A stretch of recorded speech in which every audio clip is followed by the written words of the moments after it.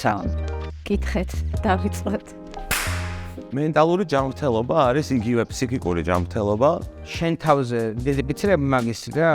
ეს ვთქვა დასვა იმპინის რომ აი ეგ არის საკმაოდ რთული. ეს არის აბსოლუტური შეგრძნება იმის რომ დაიკარგე. გამორიცხული არის შენ შეძლო რომ ხმა ამოიღო და რაღაც თქვა შენ შესახებ თუ შენ არ ყავს მიღებული შენი თავი. ძალიან მნიშვნელოვანია რომ გავიაზროთ, აი მეც რაღაცეები რაც მოვყევი საერთოდ არ მაქვს არცეთ მოყოლილი. ამ ბრძოლაში მთავარი გამარჯვება არის პრობლემის აღიარება.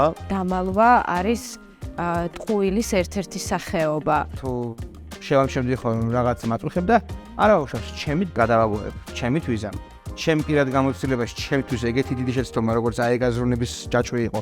მე არ მქონია. დეპრესია თავისით არ ჩნდება, მას მიზეზები აქვს. ფსიქიატრი არის ადამიანი, რომელიც სწორად გაგიკაფავს გზას. თერაპიის ფონზე მივხვდი რომ ჩემ თავზე ზრუნვა არ ეხავს. თითქოს წრე არის ეს. რამდენადაც ხვები იღებენ ხმას, ეს მე მაძლიერებს რომ კიდევ უფრო მეტად გავბედო და კიდევ უფრო მეტად ვთქვას სიმართლე.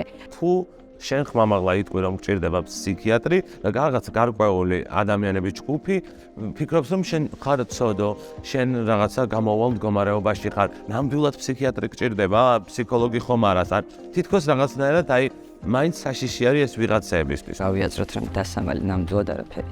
არ იყო დასამალი არასდროს. დასამალი არაფერი. ასაკარგი უფრო მეტია ვიდრე დასამალი ასე რომ ღია უნდა ვიყოთ.